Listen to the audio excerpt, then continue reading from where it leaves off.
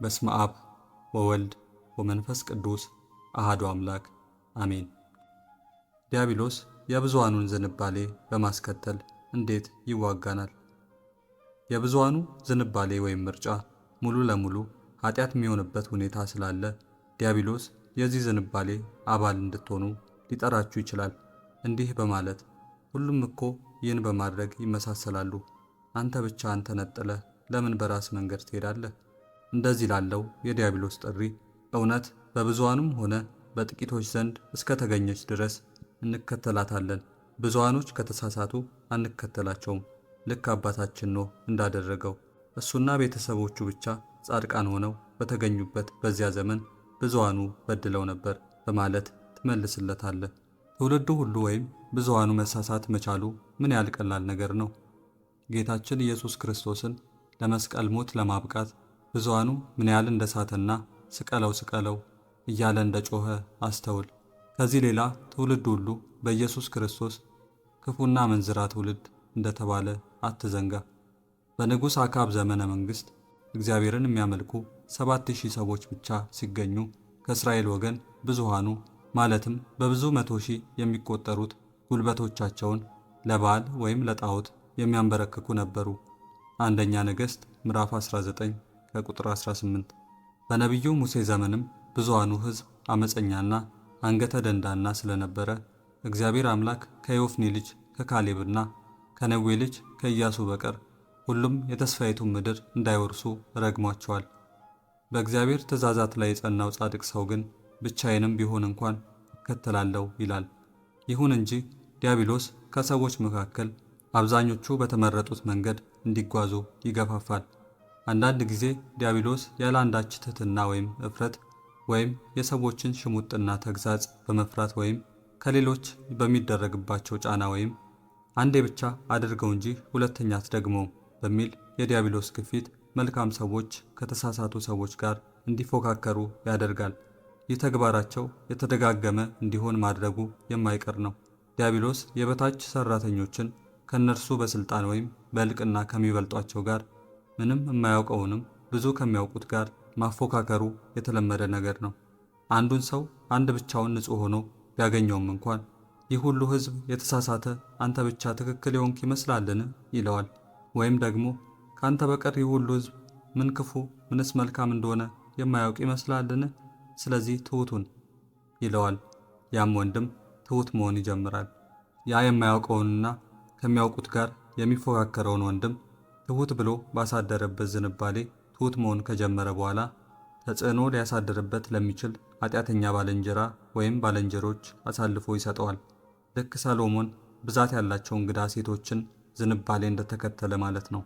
በአንደኛ ነገሥት ምዕራፍ 11 ከቁጥር 4 እንደተጻፈው የዚህ ዓለም ልጆች ስህተታቸውን ሸፍነው ከመከራከራቸው በተጨማሪ የእነሱን መንገድ ተከትለው የማይሄዱት ልጆች ላይ ሲያላግጡ በጣም ኃይለኞች ናቸው።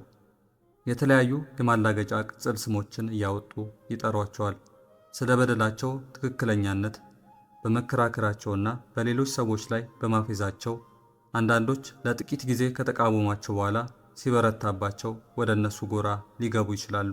የእግዚአብሔር ልጆች ግን ለዓላማቸው ጥንካሬ በማሳየት ለበደለኞች ፌዝና ቧልት የማይናወጡ የማይፍረከረኩና የማይደነግጡ መሆን መቻል አለባቸው። ይልቁንም ፍሬ ከሌለው ከጨለማ ሥራ ጋር አትተባበሩ፣ ይልቁንም ግለጡት እንጂ እንዲል በኤፌሶን ምዕራፍ 5 ከቁጥር 11። የጨለማን ሥራ በግልጥ መቃወም ባይችሉም እንኳን ቢያንስ ተባባሪ መሆን የለባቸውም። ሐዋርያው ቅዱስ ዮሐንስ እንደተናገረም ከዓለሙ ልጆች የተለየ ሕይወት ሊኖራቸው ግድ ነው። የብዙሃኑን ዝንባሌ ስላለመከተል ሐዋርያው ቅዱስ ጳውሎስ ይህን ዓለም አትምሰሉ በማለት በሮሜ መልእክቱ ምዕራፍ 12 ከቁጥር 2 ጽፎልናል። ይህን ማለትም የእናንተ ሕይወት የታወቀ ስለሆነ ዓለሙን አትምሰሉ፣ ጠባዩንም አትውረሱ ማለት ነው።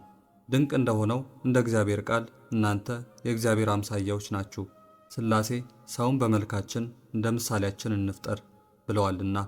ታዲያ እንዴት ይህን መለኮታዊ ገጻችሁን በዚያ አጸያፊ ዓለም ትለውጡታላችሁ?